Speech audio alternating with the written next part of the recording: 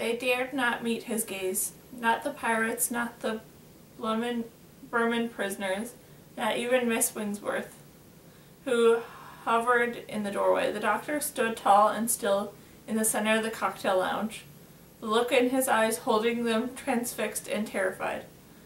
"I want to see her body," he said quietly. The Burman prisoners murmured with concern, but none would dare come forward. Archie looked like he wanted to say something, but Dash got there first. If there was going to be trouble, though, the doctor, Dash was the one in charge. He said, "You can't." The doctor turned to look at him. Dash stepped back involuntarily, then seemed to remember he still had the heavy gun. He raised it a little, though it seemed less to threatening the doctor than to make Dash himself feel more at ease. "Can't?" said the doctor softly. Dash tried to say something, but fluttered under the dark brown staring eyes and could only shrug and shake his head. "She's gone, dear," said Miss Wingsworth. From the other side of the cocktail lounge, she sounded awkward, like she was not used to speaking kindly. "Gone?" said the doctor, repeated. As he turned to her, "I see. It's what happens," said Miss Wingsworth, again not quite making it sound as comforting as perhaps she hoped. "Agree. Yeah," agreed Dash, grateful for an ally. The doctor nodded. He could only think myriad complex thoughts at once. The small part of his brain acknowledged that the protocol for death in space was much like death at sea. Martha's body would have been discreetly, respectfully put overboard to the mince of any concern from the risks of disease of those remaining. But she would have been out there, floating in the darkness, calm and cold and lonely. Another part of his brain already knew that he would find her however long it took. He could already see the look on Francine's face when he brought back her daughter home. Could already feel the Jones family tide of grief and anger. They would blame him for her death, and they would be right to. Once it would have occurred to him to brave something like that if he could avoid it. But he knew Martha would have wanted him to take her back to them. Because of that, he would face whatever came. There were a couple things he had to sort out first. He shrugged, smiled, and tried to convince those watching him that the storm had passed anyways. He said, "Can't stand idly about all day, can we? Gotta find the captain of the starship and have a little word. Get things back on track, make sure you all live happily ever after." But the pirates and passengers did not seem convinced. The horror and grief must have still showed in his eyes. "Oh well," he says, "please yourselves." Yet he turned to leave the cocktail lounge. Dash stood in his way. He wielded his heavy gun awkwardly, not quite sure where he should be pointing it. "He'll shoot you, dear," said Miss Wingsworth. From over by the wall, "It's rather tiresome." "You're a prisoner," said Dash, as if embarrassed at having to point it out. "You do what we say." The doctor jutted out his jaw. "Or what?" he said. "You really don't want to try my patience, Dash." Dash paused tightened around the trigger of the gun. "That's a threat?" he growled. The doctor grinned at him. "Course not. But look at it this way. I'm the only one who can sort this mess out for you." "There ain't a mess," said Dash.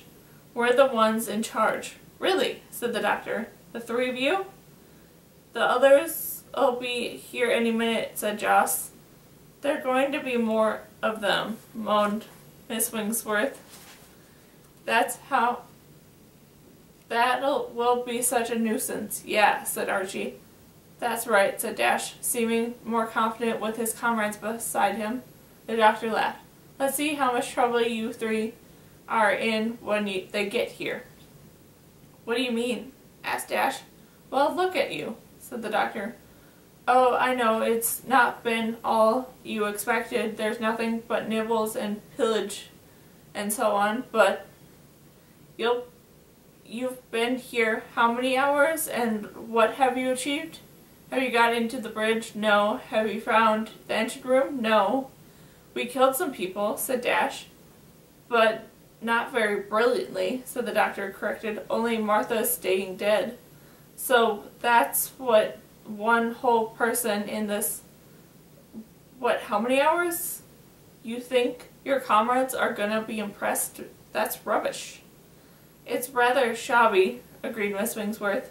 She seemed to be only one of the Blurmen to take any interest. The others busied themselves with important matters like their finger-fooded drinks. The doctor could see that they had long since learned that the Badger pirates were at worst a mild inconvenience. It was clear the three Badgers knew this too, and it itched with frustration. "It ain't fair," said Joss. "These lot don't die when you kill them." To make the point, she shot one of the blue Burman prisoners, and he disappeared in a familiar vapid pink light, and merely rolled his eyes. "Oh, that's brilliant," said the doctor. "What did you just prove that I didn't already know?" Said Joss. "I don't know." "Well then," said the doctor, "maybe if you could stop shooting people, I could explain why killing them isn't working." "They got powers," said Dash. "We know that." "Yes," said Doctor, "the Blurmen have powers, but even so, no one's completely indestructible. Well, apart from Captain Scarlet, but we don't think he's real." "How we'd kill them," said Dash eagerly. "You can tell us what to do?" "Well," said the doctor, rubbing his chin, as if considering whether or not it's worth telling. "I don't think you should, dear," advised Miss Wingsworth. "They really do have the most frightful manners." "Go on," said Dash. He screwed his face up in the dredge of the memory of the words he had just probably never used before. "Please," he said. The doctor beamed at him. "All right," he said. "I think the problem is with your guns." "Harsh," said Dash, cradling his own heavy gun as if the doctor might steal it off him. "Yeah," said the doctor. "Pirates like you're gonna have guns that can do just about anything. Stands to reason that the captain isn't going to send you out pillaging with stuff that's not up to standard." "She might," said Josh. "Shh," Dash told her. "So," said the doctor, "if your guns aren't working, they mustn't just be on the wrong setting." Dash examined the heavy gun with his paw, looking for a switch or button that he had not seen before. There didn't appear to be anything. "How we'd change it?" he asked. "Ah," said the doctor. "That's a tricky job. You need to be a bit clever. And it helps if you got one of these." He extracted the sonic screwdriver from his inside pocket, flipping it up into there and catching it definitely in his other hand. "What's that?" asked Archie, like any young boy presented with a new gadget. "Just a screwdriver," said the doctor. "Huh?" said Dash, still wary. "Maybe..." "Ah," said the doctor. "You don't trust me. That will be well, that's okay. We've just only met after all, and I can't see nothing much gets past you." "Yeah," said Dash. "Okay," said the doctor. "Then how about this? I'll let you have the sonic screwdriver, and you can fix your guns yourselves. It should just be setting 14 for you to give the power cells a quick buzz." Dash snatched the sonic screwdriver from him. Though his paws were not really suited for such a slim instrument, the doctor couldn't resist trying to show him which bits to press. But Dash waved him irritably away. "I can do it," he growled. "Not you." He jabbed the end of the sonic screwdriver against the power cell of his gun, and pressed the narrow button. The screwdriver buzzed, and after a second there was a click from deep within the power cell. Dash looked up at the doctor, who grinned at him encouragingly. "Very good," said the doctor. You're a natural." Dash hurried over to his comrades, but it would not let him take the sonic screwdriver from him. He pressed it against the power cell of their guns and pressed the button till it clicked. He heard a click. "Now," he said, aiming his own gun at the handle of the Burman prisoners, who were busy chattering with each other at the bar. The Blurmen were too busy gossiping and trying different cocktails to pay attention to the other pirates any heed. "You're not going to shoot them," squealed Miss Wingsworth from the other side of the cocktail lounge. She had, it seemed, separated herself from the general melee. "Need to test, said Dash. "Yeah," said Joss, also raising her gun. Archie quickly did the same. "But doctor," said Miss Wingsworth. The doctor shrugged, his eyes fixed on the guns. "We do need to see if they worked," he said. Miss Wingsworth hid her face in her tentacles. Dash, Joss, and Archie all fired at once. The Blurman, quite used to being shot already, did not cry out or respond. Only when nothing happened at all, not even a hint of pink light, did they all turn around to face the Badgers, and took a moment for it to sink in that they started to laugh. "What?" growled Dash. "Oh dear," said the doctor brightly. "Something must have gone wrong." He reached out a long arm out to Dash and plucked the sonic screwdriver from his paw. "Oh yeah," he said, holding the slim tube up to the light. "I can see what you've done. Setting 14 in the room full of canopies. Should have thought of that." He's sorry. "What?" said Dash. I thought his tone suggested he already resigned himself to the inevitable. "Oh," said Doctor, "there's nothing really, but you have disabled the power cells. The guns won't work anymore." "You broke them?" growled Dash. "Oh no," said the doctor. "You did that. I was over here minding my own business, and you—" Dash charged at him, drawing a dagger from his back of his sleeve as he did so. The doctor stood his ground, sidestepping only at the last minute. Dash ran headfirst into the great bay window, looked out onto the Ogdi galaxy. There was a dull and awful thud as he hit the tightened glass, which didn't even waver. He might as well have run headlong into a brick wall. He fell back, his wet black nose squished against his hairy face, and throbbed over unconscious. "That was clumsy," said the doctor, crouching down beside Dash to examine him. "You could just sleep it off." When he was sure Dash had done no serious harm to himself, he collected the dagger from where Dash had dropped it and slipped it into his jacket pocket of his suit. "You hurt him," said Joss, covering the doctor with the gun they had both knew couldn't hurt him. "I suppose I did," said the doctor, "but I'm not quite as much as he wanted to hurt me. Now I'm going to do the bridge and talk to the captain. Are you going to be stupid enough to try and stop me?" Jess considered. "No," she said. She dropped her useless gun on the floor and went over to kneel by the unconscious Dash. "Coming?" said the doctor to Miss Wingsworth. "Me, dear?" she said, amazed. "Why ever would I?" "I don't know," said the doctor. "Adventure, excitement." He nodded his head to the other Blurman passengers. "The lot of them are really boring." The Blurman prisoners ignored the remark, so he turned on them. "Don't you ever say anything?" he asked. "Oi, you clothered lot." I crave the indulgence of an answer. The Blurman prisoners seemed to find the rudeness absolutely shocking. "We do," said one of the blue ones, his tentacles curled in distaste, "but only to persons worth speaking to." "Oh," said the doctor.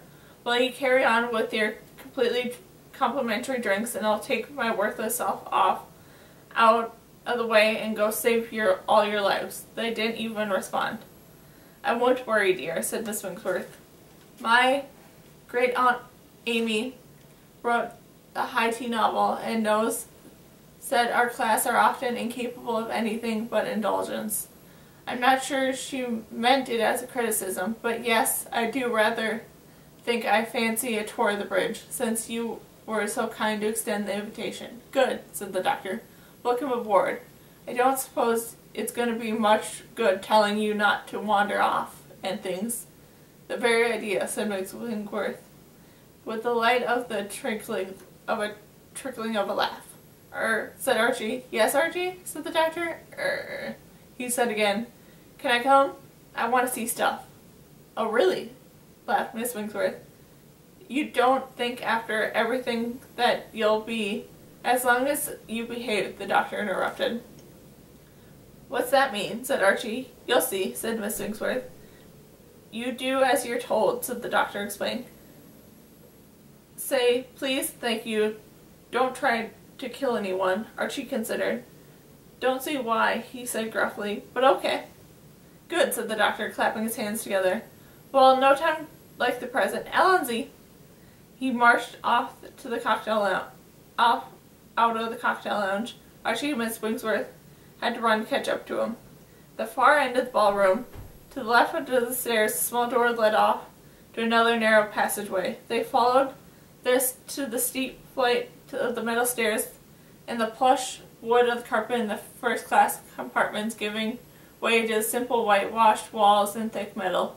It's all very functional, said Miss Wingsworth concluded, as she made her way upstairs, though she couldn't keep out of the disappointing tone of the glimmer of the fascination. They followed the passageways past the cramped and uninspiring spaces where the crew might have slipped or spent their free time. Then the doctor stopped abruptly. Core, he said. That's a bit clever. All the small space capsules, about the size of the smart car, set in the middle of the deck. A thick arrowhead front of the capsule looked a bit like some kind of snow plow, and had a clear ripple its way through the starship's side. The gaping hole of the ship's thick metal wall had been filled with what might have been strawberry jelly, but the doctor recognized its sealant.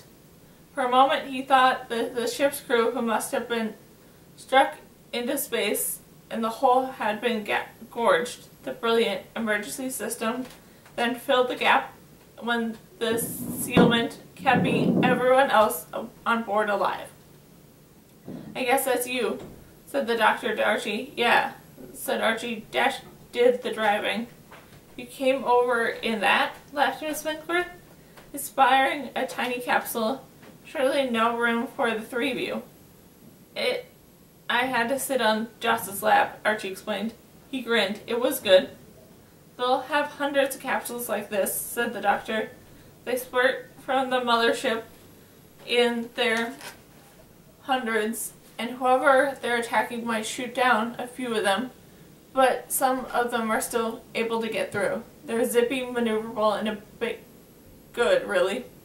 It all sounds very reckless, says Miss Wingsworth, but she seemed quite thrilled by the idea. Yeah, Archie agreed. The doctor had climbed behind the steering wheel and was checking over the controls and readouts. I just wonder if there's anything that might tell us what happened to all your comrades, he said. Seems odd. Only one made it aboard. We won the race, said Archie proudly. Gets the best spoils that way, said Dash says.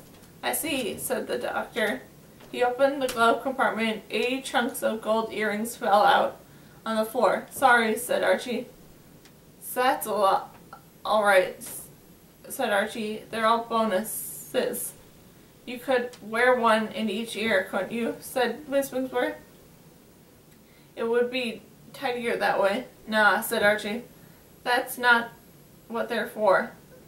The single loop of the old tradition, said the doctor. He explained. If Archie here gets himself killed, his comrades can claim his earrings as payment for seeing as he gets a decent funeral. Yeah, said Archie. It's proper, ain't it? It's rather considerate, said Miss Winkworth. In my family, any death is an excuse for yet another squabble or property and jewelry. I can't imagine how much of my life I've spent negotiating probate. It's a good thing that we're such close family, really. It makes it easier to hand out the subpoenas. She said, "What's she on about?" Archie asked the doctor. "Oh," the doctor said, "fighting over money, just that sort of things."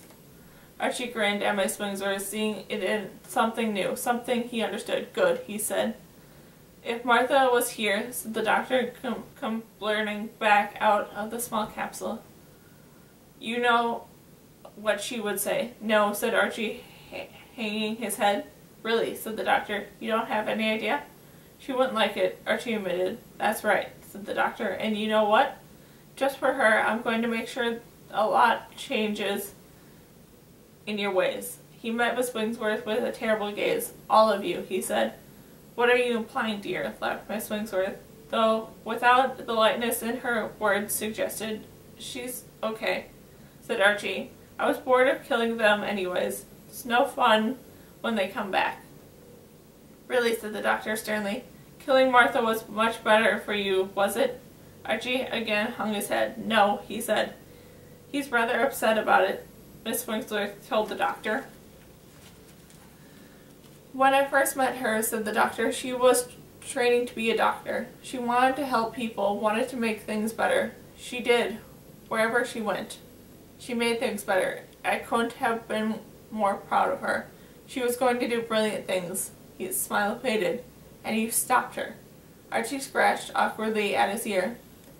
"Never aid a friend before," and he said quietly, "and she was nice. She let me eat food." "Yes," said the doctor, "but it wasn't enough, was it?" "But," Archie thought, "I wanted to give her a funeral." "He didn't talk about that," says Miss Wingsworth. "She didn't have an earring, so I took this instead." Archie dipped a paw in his spacesuit and extracted a thin chain he wore around his neck. The incident looking key to the TARDIS spun slowly from the chain. "That's sterling, dear," said Miss Wingsworth. "I'll take it," said the doctor. "I'm going to take Martha home to her family." Archie considered and then removed the chain from around her neck and handed it to the doctor.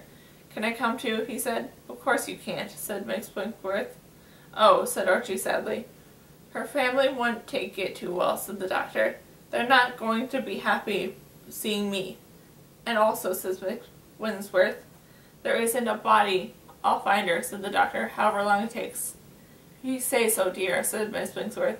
"But it's good that you feel bad about it, Archie," said the doctor. "It means there's hope for you yet." "Don't like it," Archie said. "It's sad, like Dash when Joss got killed." "What?" said the doctor. "Oh," said Miss Winkworth, "when they chased your friend, Jocelyn got in the way of the shooting. I think it reflected off a tray Martha was holding." And Dash was sad," said Archie. "He was crying. I think it made things clear between them, dear, and said Miss Wingsworth. "Said all of the things they never dared to." "Yeah," said Archie. "They're gonna go unsteady now. I saw them kissing." "Well, that's lovely," said the doctor. "Can't imagine a happier couple and all the things you're meant to say, but you said she died." "Yeah," said Archie. "Didn't like that." "No," said the doctor.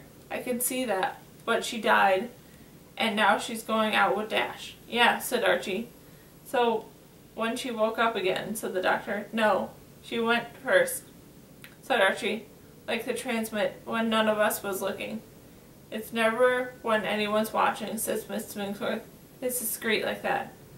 "And then she woke up," said the doctor, hopping from the foot to foot in irritation. "Yeah," said Archie. "She said she woke up here, and she heard the earring in. But Dash took it, so we got two." "It's rather comic," said Miss Wingsworth. "They started shooting each other to collect the extra earrings." "Yeah," said Archie, "it was good."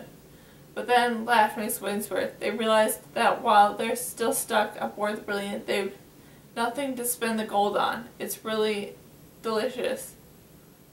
"Yeah," said Archie. The doctor was staring at them. "She woke up here," he said. By your capsule. Yeah, said Archie. Me too, when I got killed. With me and it's my birth, said Wingsworth. It's like going back to square one on the board game. They have you play backgammon? But the doctor didn't answer. He already was away down the passageway, racing back to where they had come, racing back to the engine rooms.